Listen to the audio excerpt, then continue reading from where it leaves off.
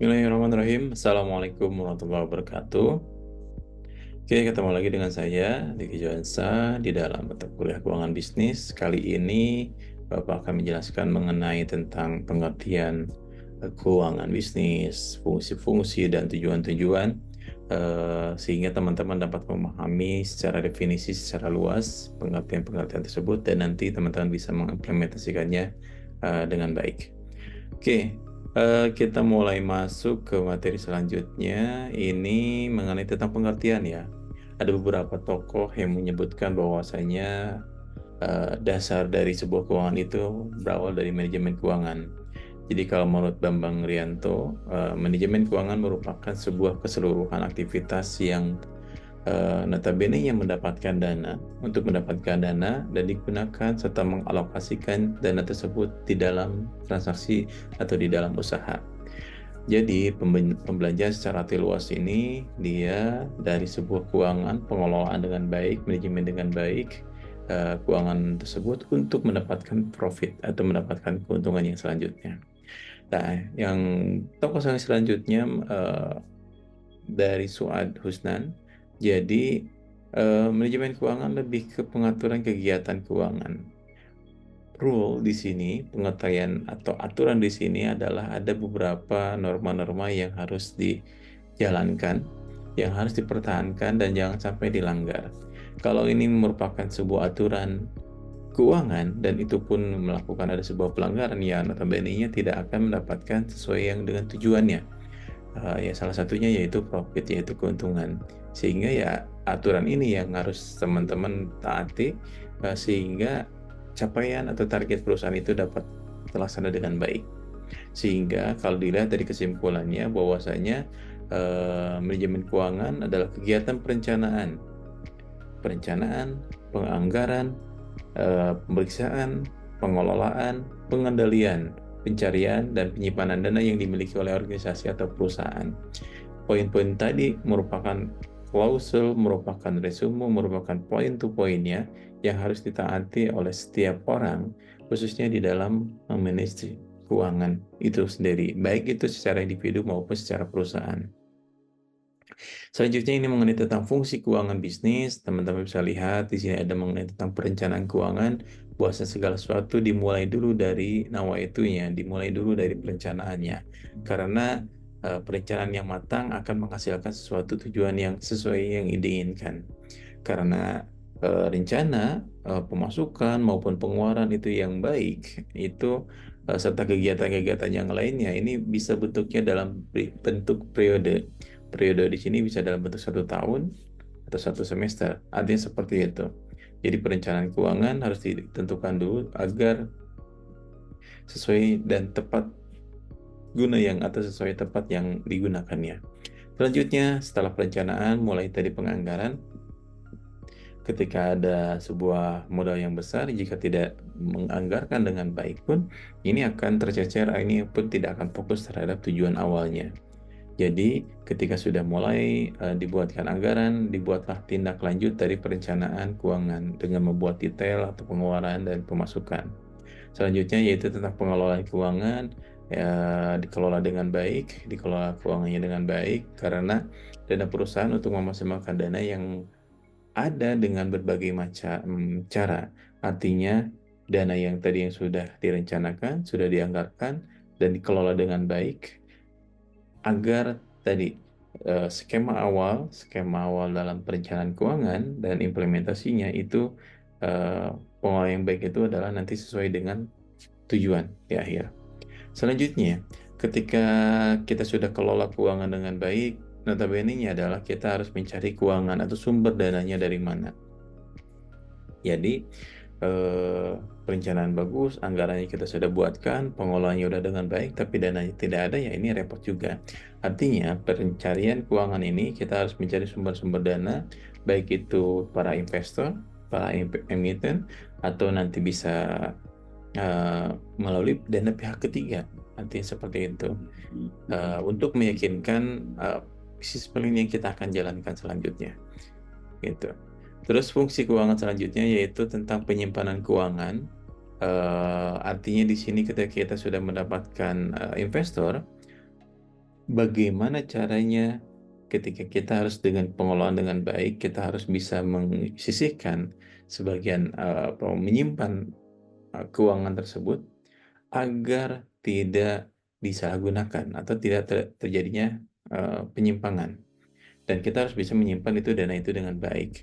Artinya, karena ini akan terus berkesinambungan dan akan terus bersustainable bisnis ini, dan kita harus bisa mengalokasikan tadi dan harus kita bisa saving supaya ada ekspansi bisnis yang lainnya, ya kita harus disimpan dengan baik. Selanjutnya yaitu tentang pengendalian keuangan, controlling, evaluation. Jadi dari ini harus penting teman-teman, harus penting untuk dilaksanakan. Karena tanpa kontrol yang baik, ya ini tadi akan selalu memiliki riskan, sebuah risiko yang besar untuk terjadinya penyimpangan atau penyalahgunaan. Sehingga pengendalian ini itu penting. Dan yang terakhir, pemeriksaan keuangan. Jelas ini yang sering dilakukan dan wajib dilakukan oleh setiap perusahaan maupun instansi kecil maupun instansi besar maupun apapun nanti segmentinnya. Ini selalu ada pemeriksaan keuangan. Tujuannya yaitu agar tadi tidak terjadinya penyimpangan. Karena risiko-risiko di dalam keuangan biasanya terjadi pada korupsi atau penyimpangan-penyimpangan yang lain, teman-teman. Jadi fungsi keuangan ini penting tadi dari mulai perencanaan, anggaran, terus nanti ada pemeriksaan, terus tadi ada segala macam. Ini tahapan-tahapan ini sampai pemeriksaan keuangan ini harus tetap dilaksanakan agar perusahaan tetap kokoh, karena fundamental sebuah perusahaan itu salah satunya dari keuangan. Ini adalah fungsi-fungsi keuangan yang teman-teman harus pahami dan ini bisa dijalankan di aspek selanjutnya. Nanti teman-teman menjadi seorang entrepreneur atau nanti bisa menjadi seorang employee atau pemimpin perusahaan, ya ini salah satu fungsi-fungsi dari sebuah keuangan itu sendiri. Dan ini selanjutnya adalah tugas pokok keuangan. Tugas pokok keuangan ini yaitu tadi untuk mendapatkan fund perusahaan, policy of funding, jadi kebijakan sebuah perusahaan, terus menggunakan dana perusahaan dengan baik, ya. Salah satunya nanti para investor, ketika investor sudah masuk dananya, ya berarti ini menjadi sebuah kebijakan investasi yang harus secara bijak dalam penggunaannya. Dan ketika banyak investor yang masuk, ya kita harus dividen, berbagi keuntungan dengan antara perusahaan dengan para investor, teman-teman. Jadi ya ini adalah tugas pokok keuangan, dari mulai get it, mendapatkan, menggunakan atau mengelola, dan pada akhirnya profit sharing. Artinya seperti itu.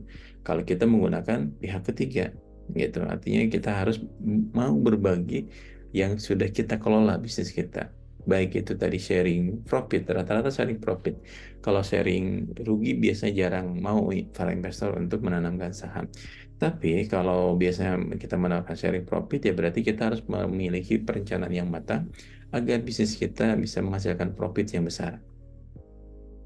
Selanjutnya, menurut Bambang Rianto, fungsi memperoleh dana atau obtaining of fund atau fungsi pendanaan, fungsi menggunakan atau mengalokasikan, ini harus kita jalankan fungsi tersebut. Artinya kita harus bisa memiliki atau menggunakan, ada istilah di dalam laporan keuangan itu neraca dan laba rugi, ya. Neraca menggunakan dana dan memperoleh dana. Artinya di dalam neraca ini nanti kita akan ketemu dengan yang namanya aktiva dan kita akan ketemu dengan pasiva. Aktiva apa? Aktiva adalah lebih ke pengelolaan aset, lebih ke pengelolaan aset, baik itu aset lancar maupun aset tidak lancar atau aset tetap. Jadi bagaimana caranya aset ini bisa berkembang? Oke, bagaimana cara bisa asetnya berkembang seiring dengan dan ditambahkan dengan kewajibannya, teman-teman, seperti itu. Nanti ada pembahasan khusus mengenai tentang laporan keuangan yang berkaitan tentang neraca dan laba rugi. Cuma secara garis besarnya adalah how to get a fund. Jadi obtaining of fund ini bagaimana memperoleh dana dan bagaimana menggunakan dana tersebut secara bijak dan secara efektif dan efisien agar menghasilkan profit yang sesuai diharapkan oleh perusahaan. Nah, fungsi keuangan selanjutnya tadi ada fungsi pengendalian likuiditas yang meliputi tentang perencanaan aliran kas, tentang pencarian dana, tentang menjaga hubungan baik dengan lembaga keuangan. Kenapa menjaga hubungan baik dengan lembaga keuangan? Karena tidak menutup kemungkinan juga kita akan bertemu dan berinteraksi dengan lembaga-lembaga keuangan seperti perbankan maupun nanti para investornya. Artinya seperti itu. Jadi tetap in the relation. Jadi kita harus menjaga hubungan baik dengan perbankan agar ya ini lembaga keuangan ini harus dengan baik ya. Artinya seperti itu. Supaya nanti ketika kita ada kebutuhan tidak kesulitan. Yang selanjutnya yaitu fungsi pengendalian laba, yaitu pengendalian kita harus mengenai tentang cost, tentang biaya, tentang price, tentang harga, tentang perencanaan laba gitu kan, dan pengukuran biaya. Artinya untuk merencanakan sebuah laba ya salah satunya kita harus bisa mengukur dari arti cost di situ. Harus controlling tentang cost-nya, tentang bagaimana penentuan harganya, supaya jangan sampai penentuan harga setelah dikurangi cost ini nonsense, tidak mendapatkan apa-apa ya berarti kita salah perhitungan. Tapi yang mana ketika kita sudah bisa menentukan sebuah harga, itu dasarnya dari kita menghitung dari harga produk tersebut, kita kurangi dengan biaya-biaya yang akan dibutuhkan nanti, sehingga penentuan harga ini cocok, penentuan harga ini pas. Sehingga apa? Nanti di dalam profit laba itu kita bisa menentukan labanya. Itu teman-teman. Apakah kita akan mendapatkan laba dari 5%, 10%, 15%, atau 20%, itu tergantung dari penentuan harganya. Dan penentuan harga ini pun bisa menentukan apakah jumlah salesnya, penjualannya nanti itu akan meningkat apa menurun, kurang lebih seperti itu. Ya, karena penentuan harga ini sekali lagi, jika teman-teman nanti bisnis, someday bisnis, berkecimpung di bidang bisnis, teman-teman harus bisa menentukan harga jualnya itu didasarkan dari harga pokok penjualan dan menghitung biaya-biaya. Setelah menghitung biaya-biaya, ya baru kita bisa menentukan perencanaan laba. Yang notabene-nya ya kita harus mengendalikan biaya, baik biaya-biaya yang tetap maupun biaya-biaya yang non-fix atau tidak tetap yang kondisional biasanya selalu terjadi. Ya. Selanjutnya, ini adalah pengaruh inflasi. Inflasi ini adalah berkaitan dengan suku bunga. Kalau teman-teman bisa lihat di sini, biaya untuk memperoleh dana bagi pemerintah, perusahaan maupun perorangan akan semakin meningkat. Ya, ini berarti biaya ini berkaitan tentang cost. Suku bunga ketika teman-teman berkecimpung dengan pihak ketiga, notabene-nya akan bertemu dengan yang namanya margin ataupun bunga. Jadi, ada target khusus oleh perusahaan yang harus ditentukan agar karena bunga ini merupakan sebuah cost yang selalu muncul di dalam laporan keuangan teman-teman seperti itu. Cost itu akan muncul ketika teman-teman antara profit dengan cost tidak seimbang atau costnya lebih besar dibandingkan profit yang didapatkan, ini akan mengalami kerugian yang sangat besar. Sehingga harus konsen juga mengenai tentang biaya-biaya. Ingat, biaya-biaya bukan penambah tapi pengurang. Itu teman-teman. Selanjutnya, ini kesulitan-kesulitan tentang perencanaan ini ya pada kondisi inflasi ya ini agak susah karena mengalami peningkatan di situ. Di mana banyaknya biaya bahan baku yang mengalami kenaikan maupun tenaga kerja maupun nanti eh, hal-hal yang tidak terduga yang ini merupakan sebuah kesulitan-kesulitan di dalam perencanaan. Jadi ketika teman-teman merencanakan sebuah keuangan, teman-teman harus bisa mencadangkan kas atau bisa mengalokasikan dana-dana yang lainnya, mengantisipasi dari hal-hal yang tak diduga. Seperti tadi dalam bahan baku kah, apakah dari tenaga kerja kah, apakah kayak seperti kondisi yang dulu di tahun 2019, kondisi COVID yang seperti itu, ini merupakan sebuah yang harus diantisipasi gitu di dalam perencanaan bisnis ke depan. Dan yang ketiga yaitu kebutuhan permodalan. Jelas perusahaan akan menentukan sebuah kebijakan khususnya di dalam permodalan karena inflasi ini menyebabkan naik jumlah modal yang dibutuhkan untuk menyelenggarakan kegiatan perusahaan dalam kapasitas volume tertentu. Inflasi kondisi di mana seluruh biaya-biaya akan mengalami kenaikan, sehingga tadi perencanaan-perencanaan itu harus benar-benar matang. Ketika kondisional ekonomi tidak stabil dan ini pun atau kondisi ekonomi lagi turun, ya berarti kita harus mengantisipasi dari dalam kondisi-kondisi inflasi. Itu disebutnya kondisi inflasi ketika perusahaan atau kondisi ekonomi sedang tidak stabil atau mengalami penurunan. Selanjutnya, ini ada mengenai tentang penurunan harga obligasi. Jika suku bunga meningkat, maka harga obligasi jangka panjang pun akan menurun. Perhatikan poinnya. Jika suku bunga meningkat, maka harga obligasi jangka panjang akan menurun. Artinya apa? Artinya pemilik modal lebih senang meminjamkan lebih banyak dalam jangka pendek ketimbang dalam bentuk hutang jangka panjang. Artinya, investor akan memberikan modal investasinya dalam jangka pendek karena return-nya juga cepat dan langsung mendapatkan keuntungannya dibandingkan jangka panjang. Ya, dibandingkan jangka panjang. Sehingga obligasi atau tentang harga saham di pasar digital, ya mereka lebih cepat ingin mendapatkannya dan high risk high return, teman-teman. Memiliki risiko yang tinggi, tapi return-nya juga sangat tinggi dan ini biasa tidak berlangsung lama, artinya kalau bisa jangka pendek, tidak bertahun-tahun hingga 1 atau 5 tahun sampai 10 tahun kita bermain dengan saham, tapi hitungannya bisa per menit, bisa per detik, bisa per jam, bisa per hari, bisa per bulan. Jika itu sudah mendapat keuntungan, ya kita bisa sell lagi, kita bisa menjual lagi obligasi tersebut. Itu teman-teman. Jadi ya investor akan mementingkan seperti itu. Jadi teman-teman harus bisa meyakinkan para investor bahwasanya akan mendapatkan atau memberikan dividen atau memberikan profit sharing-nya itu dalam jangka pendek dan itu lebih interesting, lebih menarik teman-teman. Gitu.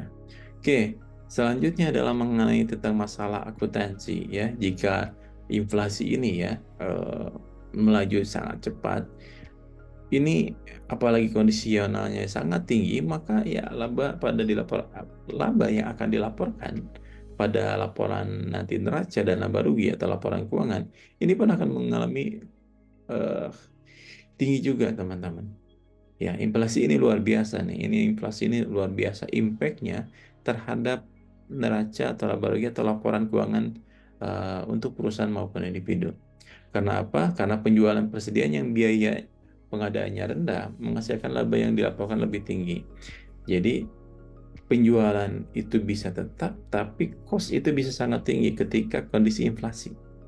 Itu teman-teman. Jadi harus bisa mengantisipasi dalam hal-hal kondisi-kondisi yang seperti itu, khususnya di masalah akuntansi atau di bidang keuangan. Itu teman-teman. Jadi tadi banyak problematika tentang keuangan, itu banyak masalah-masalah apalagi kondisional dari inflasi ya ini akan bisa saja terjadi setiap waktu yang kita tidak bisa tentukan, tidak bisa kita prediksikan, tapi ya inflasi ini luar biasa impact-nya teman-teman. Kurang lebih seperti itu.